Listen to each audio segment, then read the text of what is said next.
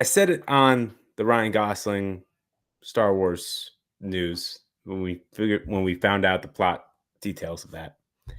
I'm sick of the older guy taking care of a kid. I'm really sick of that. And now we're gonna have a HBO show around it under the Game of Thrones banner. We've kind of already seen this 1,000 times, and now we're getting it under a night where you kind of have, all right, you have your night, like you have your vows and whatnot, so it makes sense. But I wish this was going to be something else. I really do because I'm kind of sick of this. There's nothing against the show. It looks fun. It looks different than Game of Thrones. It looks different than House of the Dragon, where it looks more fun. There's some comedic relief here in the trailer, and it's a lot smaller. It literally seems focused on like a village or a town and whatnot, and the dynamics within that.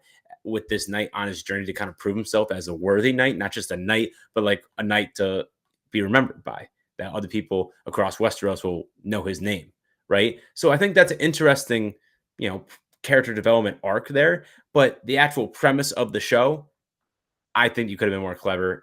I think this is based off a George R. R. Martin story, so it's probably going to be good. But I've seen so many of these recently, I'm kind of sick of it. When I saw this trailer, it kind of looks like something we've seen like with Mandalorian and similar to what we saw with Ryan Gosling in that image with the kid and upcoming Starfighter movie. But for Game of Thrones, like it feels very vanilla for a lot of things. But when it's like Game of Thrones label, it's risky. It felt like it's just like, whoa, like this tone is. I tweeted that it actually felt more like a Knight's Tale than Game of Thrones. Like there's comedy in here. The music is hopeful. The show is literally a brighter shade on screen. Like to me, it was like Game of Thrones is opening up its like kind of genres a little bit and willing to change its tone. And maybe people aren't really like they want to maybe capture a different audience or maybe just show them that we have more in our bag. And I think you also said it. The formula looks different. We're focusing on this dude. Like we think of Game of Thrones, and one of the best parts is how deep like the roster goes, and you could jump from one world, like one kingdom to the other, and you can't wait, and you build up anticipation for interactions with different kingdoms and different people. And this one, it's just this dude, and it's the kid. It feels like it's way more focused.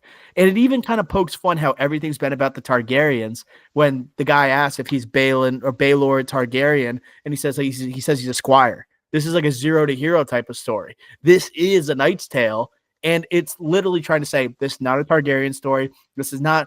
It might sprawl to different kingdoms. It might be like just a really focused adventure compared to the other ones, but it just felt like Game of Thrones is looking to change it up a little bit because I think some people have fallen out of love with House of the Dragon.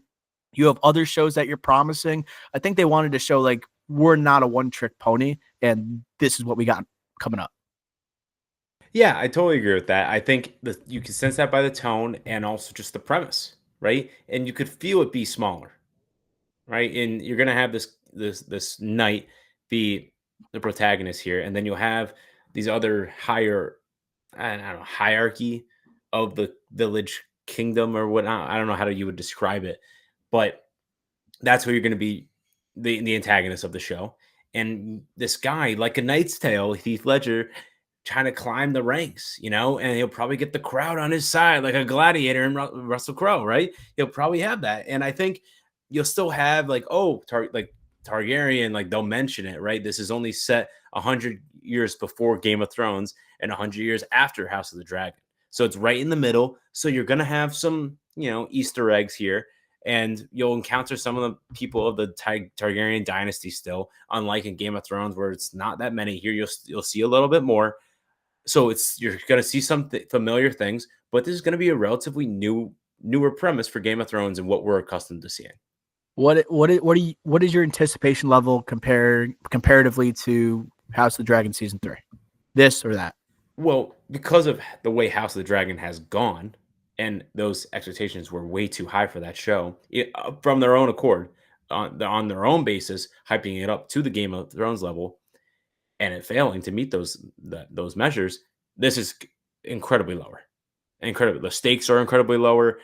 again, it's really a lot smaller. It's not really tackling Westeros. It's literally the name is A Knight of the Seven Kingdoms. It's tackling a knight who is not memorable as they like to highlight in the trailer here. So my expectations are really low, even though it's an HBO show. And may I remind you, this is the show before what?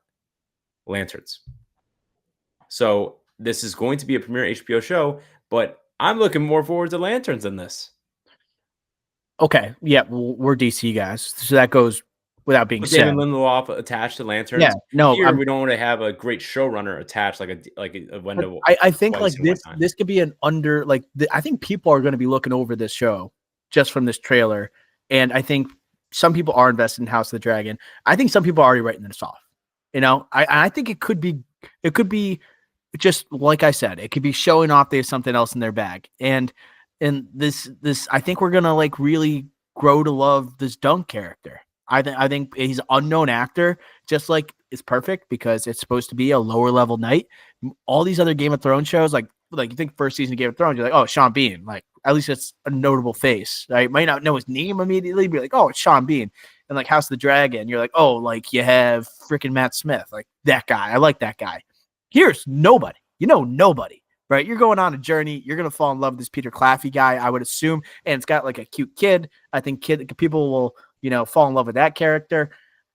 Personally, I still think I actually like a lot of the characters that they established in House of the Dragon, but I think it's pretty close. I think it's pretty close between this and that because just like the excitement, like how this could be different, Yeah, that's a good point. And like the frustration around House of the Dragon kind of makes it a little bit more dour. Even though House of the Dragon, what are they saying again? This is going to be a lot of battles right from the start, like they said for season 2.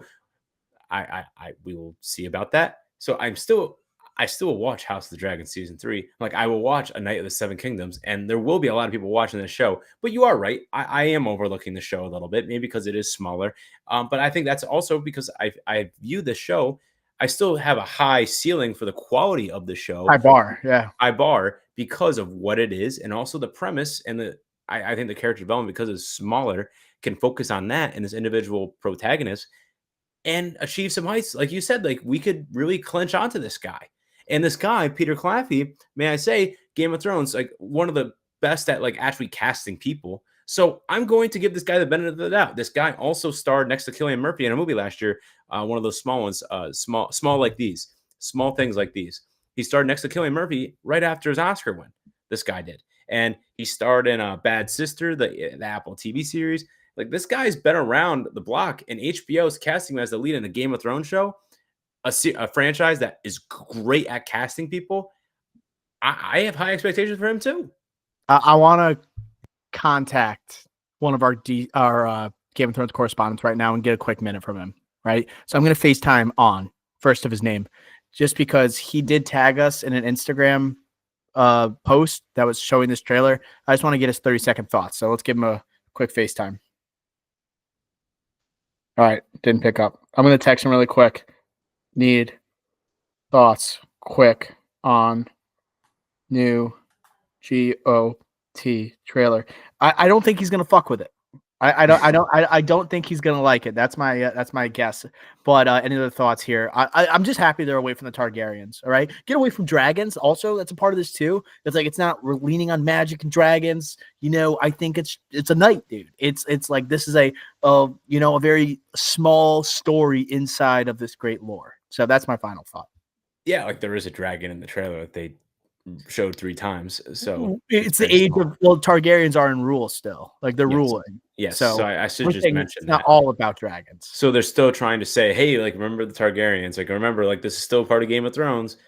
But you are right. They're trying to get away from that, trying to distance themselves, not because it's bad, but because they want to be different, like you said off the top. And I think you're absolutely correct. And I think again, it being small will help it because it's going to focus on this unknown character who is not a knight. Like House of the Dragon, we were looking forward to seeing that. We've heard about those characters in Game of Thrones. Those are like legends, like his, like the kid listening to those knights. That was like us saying, "Oh my God!" Like we haven't seen all these before Game of Thrones. Like there's so many other books and all these other characters that are related to this Baratheon and this Targaryen. That's House of the Dragon. This is none of that, right? So I think it's actually going to help it. I wonder. Like, I'm just starting to like theorize what this could be about. Like, is he gonna like potentially rise the ranks and have an affair with like a princess? You know, I'm thinking that. I'm thinking of like, is he on the front lines? Is he battling any wars at the time? Right? What kingdom is he fighting for? I think that stuff's gonna be really juicy when you get down to it. Like, do his the way we view him and his like ideologies, does it align with like whatever the kingdom's telling him to do? I just think there's some interesting stories you could tell here. On did text me back. It looks okay. Didn't really draw me in too excited. Looked very folktale. Didn't have any fear or anticipation factor to it that got normally gas. I'll watch it though still. Ha ha ha. I don't know. I think it's pretty similar to what we said about it, where it's like, hey, it's different. It's not the same, but we'll give it a shot. I think that's I like pretty the much. folktale quote there. Yeah, folktale was a good ad. Yeah, that was good. Good addition. So thank you, on.